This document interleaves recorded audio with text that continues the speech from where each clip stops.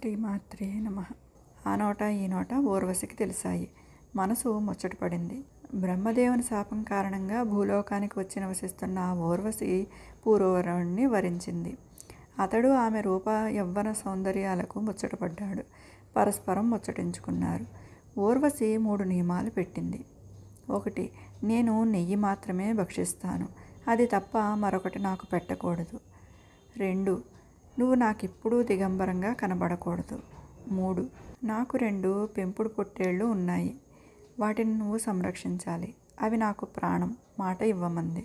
తప్పావో నేను వెళ్ళిపోయానన్న మాటే అంది. పూరూరవుడు అంగీకరించాడు. పూరూరవుడు తన రాజధర్మ యజ్ఞకర్మలనన్నింటినీ వదిలేశాడు. పూర్తిగా ఊర్వశికి వివసుడైపోయాడు.